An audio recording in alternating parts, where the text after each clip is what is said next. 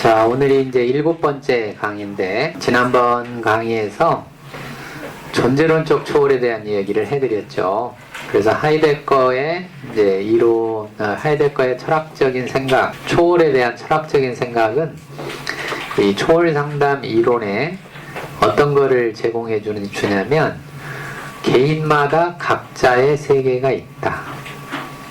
그러니까 하이데거가 말하는 세계 내 존재라는 말이 세 가지 의미가 있다고 얘기해드렸죠. 존재자들의 총합인 세계가 있고, 또 존재자들의 영역별 세계가 있고, 또 하나는 존재자 개인들이 세계다. 이렇게 세 가지 의미를 이야기해드렸어요. 그래서 각 개인들마다 각각의 세계를 가지고 살아간다. 이것이 이제 초월상담 이론으로 오면 개념을 제가 뭘로 바꿨냐면 범주라는 개념으로 바꾼 겁니다. 범주.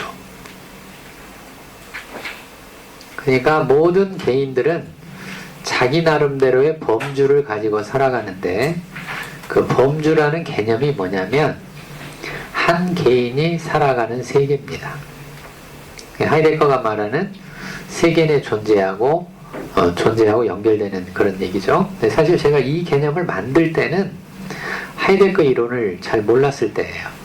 모르고 만들었는데 나중에 쭉 연구를 더 해보니까 이게 하이데거의 세계 내 존재하고 연결되어 있구나. 그걸 나중에 알게 됐어요. 자, 일단 이제 그게 이제 한 개인이 살아가는 세계, 범주다 하는 걸 일단 알게 됐고, 이 범주하고 이제 초월하고의 관계를 생각하면 초월에는 두 종류의 초월이 있다. 하나의 초월은 뭐냐면 인식론적 초월이고, 또 하나의 초월은 뭐냐면 존재론적인 초월이다.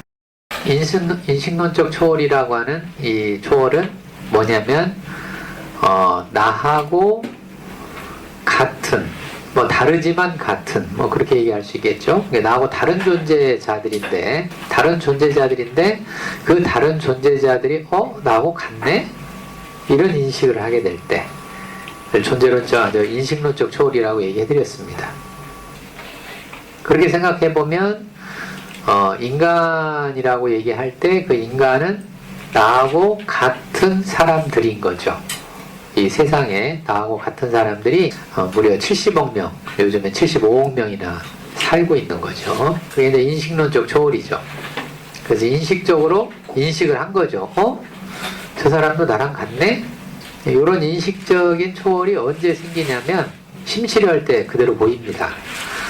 이거 심치료할 때 제가 과학적으로 여러 번 검증한 것들인데, 내담자들이 좋아질 때 이런 인식론적 초월이 반드시 일어납니다.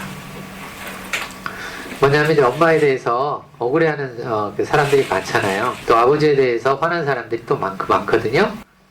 이 사람들이 이제 한참 상담을 해가지고 좋아질 때 보면 나중에 깨닫게 돼요. 뭘 깨닫게 되냐면 우리 엄마도 나하고 똑같은 뭐였다? 그치, 여자였다. 여자라는 인식을 하게 돼요. 나하고 같은 여자. 지금 무슨 초월이에요, 이게? 인식론적 초월이죠? 그게 일어나면 분노가 급격히 줄어듭니다. 급격히 분노가 줄어들어요. 이걸 제가 임상적으로 본 거예요. 임상에서 사람들이 좋아질 때 이런 인식을 하더라고요. 이런 인식을 하는데, 제가 이것이 이제 임상에서 과학적으로 검증된 거잖아요. 그랬는데 제가 이론을 열심히 이게 봤어요. 이게 어떤 이론을 가지고 설명할 수 있을까 봤는데 딱히 어떤 이론을 가지고 설명할 수 있는 방법이 없더라고요. 그래서 이거는 뭔가 새로운 걸로 내가 만들어야 되겠구나 라고 생각이 된 거예요. 그래서 나중에 초월 개념이 나왔죠. 임상적으로 먼저 보고 초월 개념은 나중에 나왔습니다. 자, 그러니까 엄마도 뭐하다? 여자다? 어떤 여자다? 어떤 여자? 나와 같은 여자인데 어떤 여자였어요? 그렇죠. 불쌍한 여자죠. 어떤 불쌍한 여자? 아버지한테 사랑받지 못한 여자구나. 이런 식으로 인식이 들면 엄마에 대해서 새로운 인식이 생기잖아요. 무슨 초월이라고요? 인식론적 초월을 하게 되는 거예요.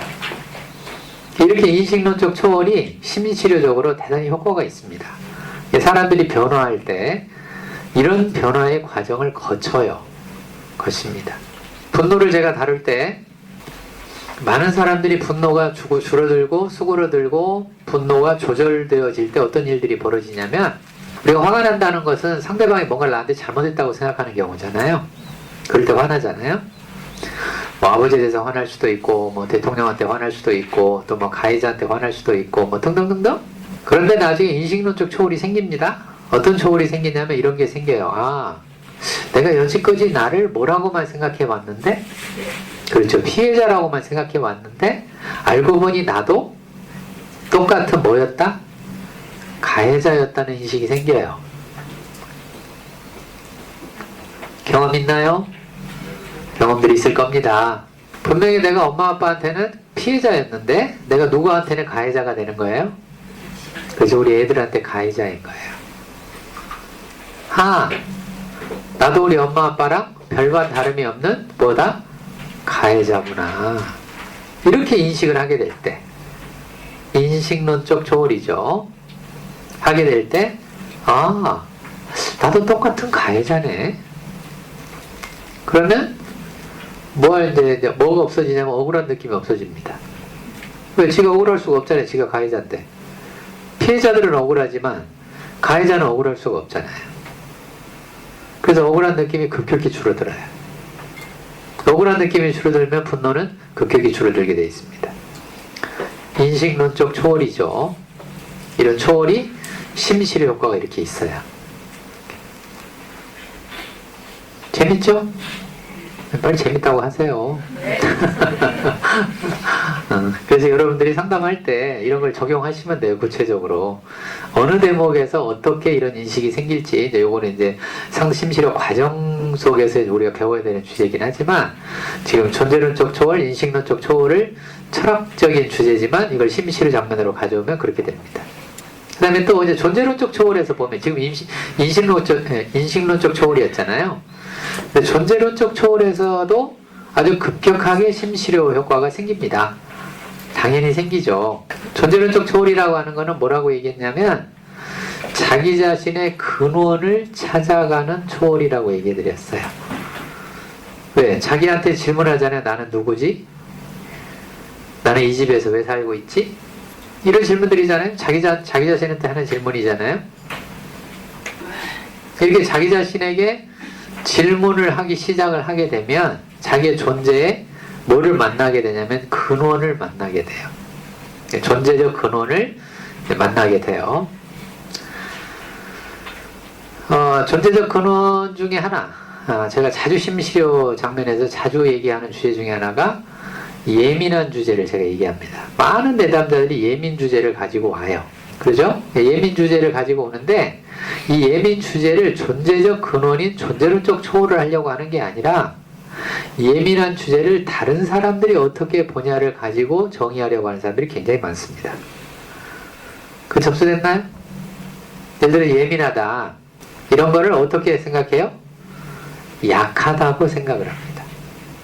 예민한데 내가 어떤 사람이다? 약하다. 이게 조금 더 저지멘탈하게 얘기하면 예민한 내가 뭐하다? 찌질하다. 찌질 주제로 가죠. 뭐 사람마다 굉장히 달라요. 이거는 이게 실제로 상담을 하다가 보면 이 예민 주제가 사람마다 정말 다르게 갑니다. 어떤 사람은 찌질로 가고, 어떤 사람은 모난 걸로 가고, 어떤 사람은 까다로운 걸로 가고, 어떤 사람은 뭐 별별 주제로 다 가요.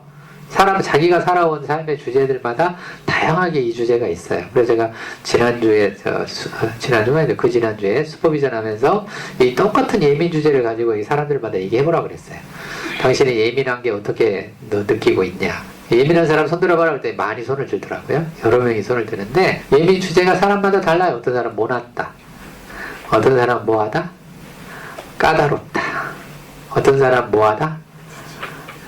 찌질하다, 어떤 사람은 뭐하다? 약하다. 이게 사람들과 다 개념들이 달라요. 개념들이 다른데 이게 다 누구한테 온 거예요? 외부에서 온 겁니다. 자기 자신이 스스로 생각해낸 게 아니에요. 외부에서 사람들이 그렇다고 말을 한 거예요. 오케이? 예를 들어서 아까 모났다 라고 하는 사람은 어렸을 때 수없이 누가 뭐라고 했어요? 누가? 그렇죠. 부모가 뭐라고? 너는 왜 그렇게 모났냐? 너는 왜 그렇게 뾰족하냐? 그런 거 하나도 못 넘어가고. 그래서 너는 어떻게 살아야지? 그렇죠. 둥글둥글하게 살아야지. 이게 목표죠. 이런 사람들은, 그런 피드백을 오랫동안 받은 사람들은 이제 어떤 삶을 자꾸 살라고 하냐면 둥글둥글하게 살라고 해요. 근데 둥글둥글하게 아무리 살라고 해도 안 됩니다. 왜 안 될까요? 나는 예민하니까. 예민하다고 하는 말의 뜻은 다른 사람들이 못 느끼는 것을 느끼거나 다른 사람들이 생각하지 않는 것들이 생각이 되거나. 접수됐나요? 그 예민한 사람들의 특성이에요. 그러니까 자꾸 그런 생각은 드는데 내가 뭐 하려고 하니까? 둥글게 살려고 하니까 이게 내 속에서 충돌이 나는 거죠. 쉽게 말해서 내가 분열된 상태로 산단 말이에요. 그 분열된 상태로 살아갈 때 우리에게 생기는 심리적 현상이 뭐냐면 긴장. 그 심리적 현상이 뭐예요? 긴장되고 부적절한 느낌 들고 어색한 느낌 들고. 이해가 됐어요? 이런 게 다 증상들입니다. 이게 신경증적 증상인데 뉴로틱 증상들이죠. 이런 증상들이 그래 생기는 거예요. 이게 자기 속에서 자기 존재에 근원하고 사람들이 나한테 말한 피드백하고 다르잖아요.